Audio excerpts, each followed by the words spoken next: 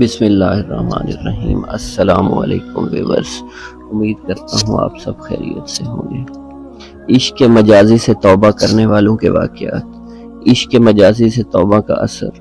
نقل ہے کہ ایک شاہی بھنگی پاخانہ صاف کرنے کے لیے محل میں گیا تو اتفاقاً اس کی نظر شہزادی پر پڑ گئی۔ وہ اس پر عاشق ہو گیا، مگر اپنے کمینہ پن اور اس کے علو مرتبہ کو دیکھ کر یہ وصل تو ناممکن ہے، نا امید تھا۔ مرض عشق نے جب غلبہ کیا تو وہ بہت بیمار ہو گیا اور بجائے بھنگی کے اس بھنگی کی عورت پاخانہ صاف کرنے لگی۔ کشش دل کا اثر مشہور ہے، شہزادی کے دل میں بھی اس کے عشق کا اثر ہوا۔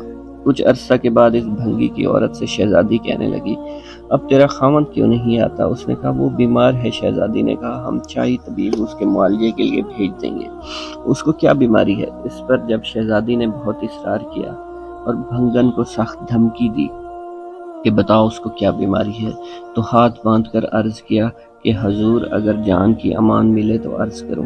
شہزادی نے امان دے دی تو اس نے کہا، حضور اصل بات یہ ہے، بیماری تو اسے کچھ نہیں، وہ حضور کو دیکھ کر آپ کا عاشق ہو گیا ہے۔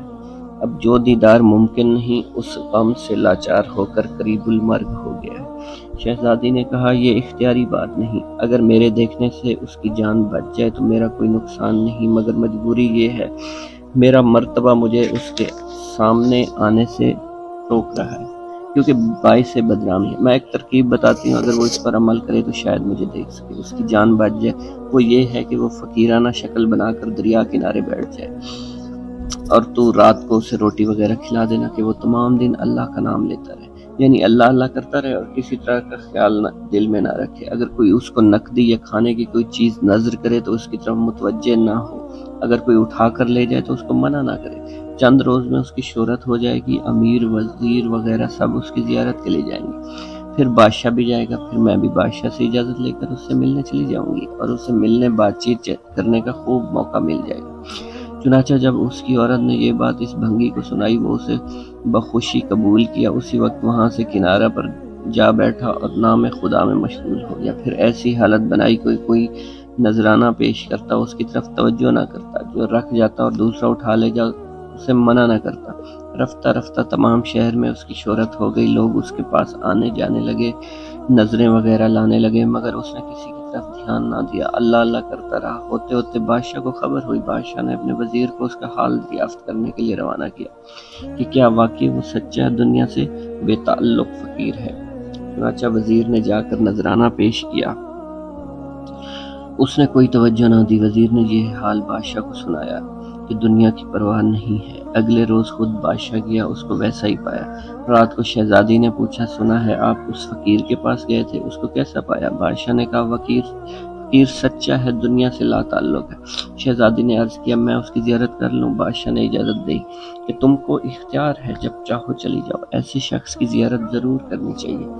شہزادی نے اس کی عورت یعنی بھنگن کو کہا، اس سے کہہ دینا میں صبح کو آؤں گی، اب تیرا کام ہو گیا ہے اور دلی مراد بھر آئی۔ اس بھنگن نے جا کر اسے خبر دی۔ اس نے دل میں سوچا، میں نے آج تک یہ کام میں جھوٹ موٹ ایک نفسانی غرض کے لیے کیا تھا، جس کے نام میں اس کا تاثیر ہے کہ میرے جیسے ناچیز اور حقیر کے پاس بڑے سے بڑا اعلیٰ مرتبہ والے بادشاہ کو بھیج دیا۔ اگر میں سچے دل سے اس کا نام لوں، پھر معلوم نہیں اس سے بھی زیادہ کیا نعمتیں ملیں گی۔ اس خیال کے آتے ہی وہ زار و زار رونے لگا اور اپنے پہلے ارادے سے انتہائی عاجزی کے ساتھ توبہ کی۔ اس نے دعا کی، خداوند مجھے اپنا دیدار دکھا دے، جب تیرے نام میں اتنا اثر ہے، پھر خبر نہیں کتنا خوبصورت ہوگا۔ جب میں نے جھوٹ موٹ مکر کے لیے تیرا نام لیا، تو نے اتنے بڑے بادشاہ کو میرے پاس بھیج کر میری عزت کرا دی۔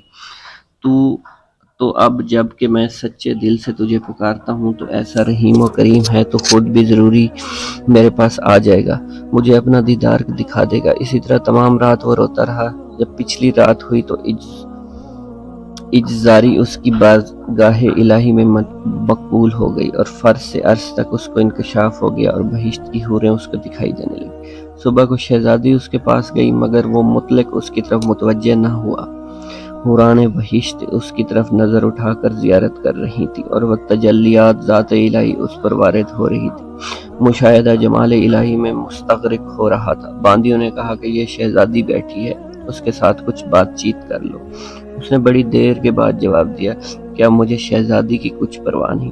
شہزادی سے ہزار ہاتھ درجہ بڑھ کر حسین و جمیل حوریں اس وقت میرے سامنے ہاتھ باندھے کھڑی ہیں۔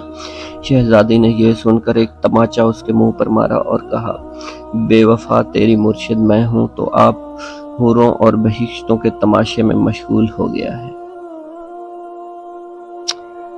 ویورز، آپ کو یہ سٹوری اچھی لگی ہو تو میرے چینل کو سبسکرائب کرنا مت بھولیے گا۔ بہت شکریہ۔